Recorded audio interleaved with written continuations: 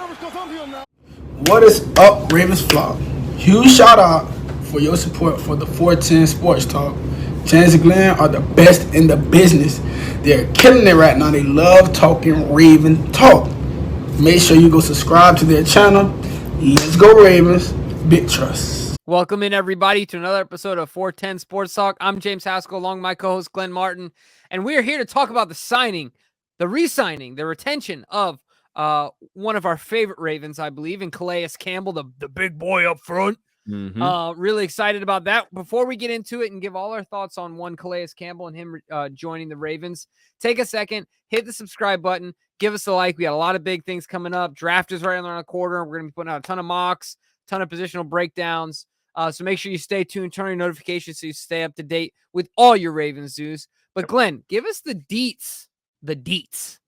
I'm taking it back to 2002 on this contract with one Calais Campbell. Absolutely. So Campbell's contract is worth $12.5 million over 2 years, but could be as much as $16.5 million with incentives.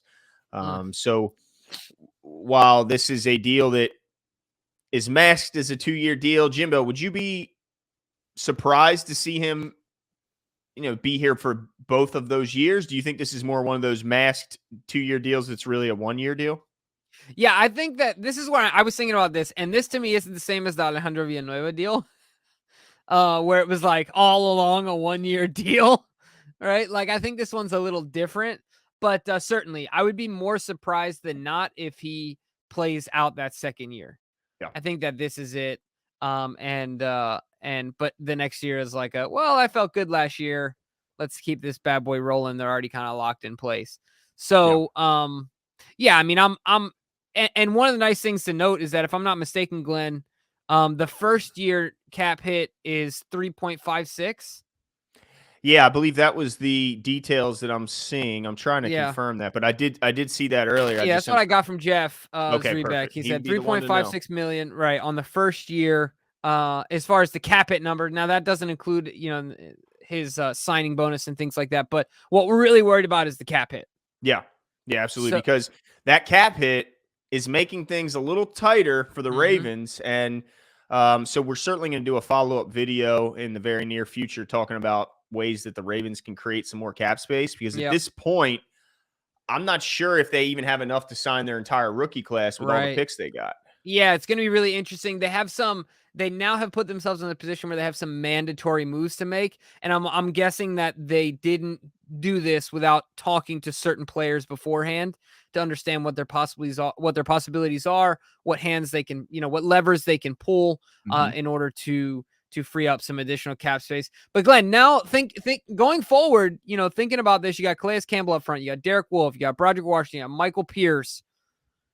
Does this change at all for you, the strategy that they take in the draft? As far as, we determined with DraftPlex that most likely the highest value position at 14 will be an interior defensive lineman.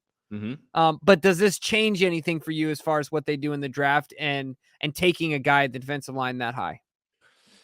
Well, it doesn't change, in my opinion, it doesn't change the fact that they need to add to that position because of the fact that Derek Wolfe, at this point, we're not really sure. Like, he plans to get back and plans to play, but can we even count on him? I mean, I don't know if you can. Didn't he have a back and a hip surgery? Yeah, so I don't know how you can count on him. Now, I would love to see Derek Wolfe back. We'd be excited to see him out there, but I don't know if you can necessarily count on him. Now, obviously, you can count on Calais Campbell. You can count on Broderick Washington. You can count on Justin Metabike, as well as Isaiah Mack.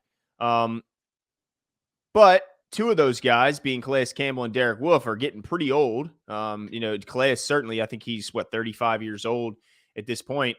He's not getting any younger, and I think this is pretty understood that this is his last ride. When the thought was that last year might have been his last ride. So I think you have to add to the group, but it does make it less necessary to go out and get a day one, week one starter.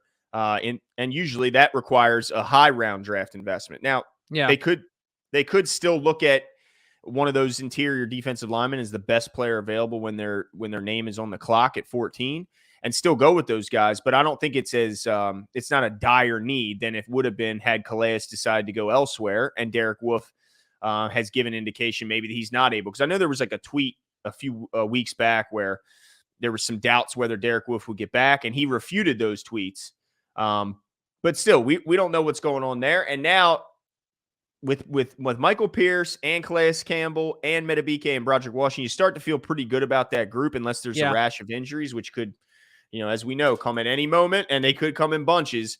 But I'm excited about that group. I think that group, if healthy, is certainly good enough to get you where you want to go. And, it makes it less needy to have to grab a guy in the first round at that position. Yeah, so I agree with you, and I disagree with you here in that, like, I agree that it makes it less of a concern. However, I still really like that move, even in the first round, because, like you said, there's a few things that happen: the rash of injuries, and then the Calais deal is really only a 1 year. We got too many guys up front that we're depending on that are on the wrong end of 30. Basically, is to sum it up there. So getting a difference maker up front. Imagine getting now. I'm not saying we're going to draft a guy the caliber of Calais Campbell, like young Calais Campbell, but imagine getting a guy close to that in the idea of a difference maker, right? Like if they think one of these guys is that much of a difference maker, I would hope that they don't move on from him because of the signing of Calais and Derek Wolfe and Michael Pierce is I guess where I'm kind of at. I'm kind of in the middle here, where like I'm not going to be upset if we take a guy there and be like, dude, why did we re-sign Calais Campbell? Because I learned last year that you never have too many guys that are good at one position, period. Never, like ever. Never say it, because it will never happen. It will never learn come the out hard of my way, mouth didn't we? ever again. Like we talk about the running backs, the defensive backfield. Like, my gosh, I will never say it again. So, I hear you in that this is something that you say often, that I know Eric DeCosta also says, is that like they don't want to go in with an absolute like a dire need into the draft. So this does give them some flexibility. However, I would really like a high round defensive lineman, in my opinion. Yeah, I mean, but going it forward, makes it not a need. Right, exactly. And this is a classic Ravens move, right? Bringing in a guy that can seal up the perceived need and make it to where you can go ahead and select the best player available, and rather than having to shoehorn in a guy because you're so desperate at the position. But I want to point this out to you, Jimmy. This is kind of interesting. When I look at the grades that PFF doled out last season, if I just look at the right now, the current depth chart and the starting defense as it's currently situated with these guys, it's interesting. The highest rated defensive player currently on the roster, going by just last year's metrics, not going by their career, just last year, is Calais Campbell. He had the highest grade of the remaining defensive players. Second behind him is Marcus Williams, the new safety. And then third behind both those guys is Michael Pierce. So that's kind of interesting that the three guys signed, or one of which was re-signed, I guess two of which are, if you include Michael Pierce in that group, they're guys that are either re-signed or newly signed to the team. So definitely important pieces, no matter which way you look at it, and certainly PFF agrees with that fact. He was the eighth. Calais Campbell was the eighth highest rated interior defensive lineman in the entire league last year. So this guy isn't just good in comparison to his Raven peers. He's good compared to all peers across all teams in the NFL. So he's still got what it takes to get things done and to impact the game. Now, he may not have the pass rush ability he once had when he was a younger man, when he was getting double-digit sacks from the interior as well as from the edge, but the guy is an absolute monster against the run. He is a difference maker at the line of scrimmage, and he still provides, even at his advanced age, more pass rush than typical from a guy playing his position, and as well as Michael Pierce. The same can be said with him, and his pass rush ability from the interior is a bit rare. So, and Derek Wolfe, once upon a time, I felt like he was able to get it done. Yeah, he's had some. I think he's had some moments where he got to 6.5 sacks was his career high in the season. Yes, which, like you said, from the interior, that's not bad at all. I mean, there's a lot of players that would certainly love to have that. Now, my thing is, there's a lot of not a lot, but there's a few Ravens fans that are disappointed because they wanted to see the Ravens get younger and not continue to add aging vet. How much of it's got to be tough because I think when you win a Super Bowl, you have to have a balance of young and old. Do you see the negatives bringing back a guy at his age?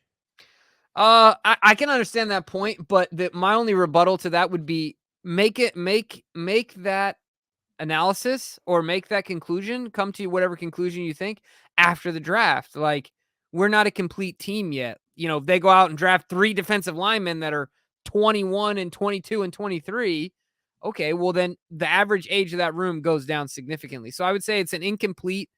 It's a little too early to judge, is what I would say. So give it some time, see what happens in the draft, and then come up with your answer. So if the Ravens don't get, younger there, I'm not crazy concerned about it, because we can retool in the upcoming draft. But I understand everyone's point. However, I think it's a balance, because if you look at other position groups, like the wide receiver room is young. I mean, Sammy Watkins was our oldest wide receiver last year. He was 27 years old. And he's gone. He's not even, he's not here anymore. Who's our oldest wide receiver now? I mean, it's crazy as it sounds. It might be Marquise. Is it Marquise? Right. I mean, he went to JUCO, so he's probably got an extra year or two. You know what I mean? Like, took him a while to kind of break out. So yeah, I mean, it's just crazy to think about. So I'm not worried about it, is I guess, without beating around the bush too long. Are you concerned about it? Well, I'm not concerned about.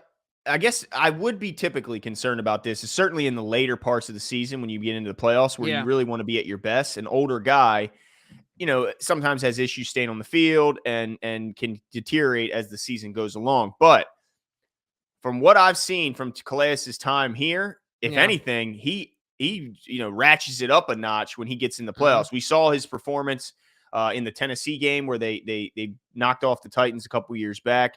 I mean, he was our best player defensively in that game. He was an absolute monster, and he was a huge part of why the Ravens were able to lock up and shut down Derrick Henry in that ground attack that it was historic at that time. And then what I really am encouraged by is he was better in his second season here at a year older than he was in his first season here.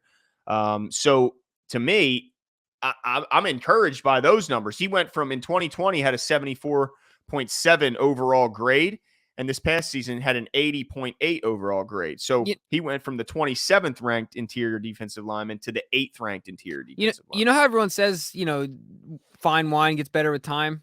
Yeah. It's hard for me to consider Calais Campbell as like fine wine, right? But this is what Calais Campbell is, Glenn, okay? All right. So I made soup the other day, and it was good. Like, in the moment, like after soup, it was good, right? But the day after, the soup, it's got some marinade a little bit. The soup was so good the day after. It's like a hearty soup too. You know what I mean? Just like nice. It's raining outside and cold type soup. That's Calais Campbell. So I'm looking forward to him. Based on your description, I agree with you 100%. I'm looking forward to him to continue to get to know the system, even with a new DC, bring some young guys along. And like you said, I think the important thing with Calais that distinguishes him from other guys his age, big moments, he still makes huge plays. I mean, we saw the block kick against the Colts, and there's other plays that he's made along the way that go unnoticed, where he's made a running back or a quarterback just change their mind or hesitate for a second that make him, extremely valuable as a player. So I'm looking forward to it, man. I think it's a good signing. I'm happy about it. You guys, and let me ask you one more question. I just want to fill in. I got the incentives here. So the $2 million that are out there for incentives, this is how he could reach those. He could get $500,000 if he plays 60% of the defensive snaps. If he plays 70%, he gets another $500,000. If he gets 5 sacks on the year, he gets another $500,000. And if he gets to 8 sacks, he gets an additional $500,000. So he's got 4 opportunities to make $500,000 in additional money. And that's based on his ability to stay on the field and his production as a pass rusher, the 2 ways he can make additional income. So I like that, because that's really what it comes down to. If you're on the field and available, and if you're productive. So we know what he's going to bring as a run defender, and it's hard to even grade out.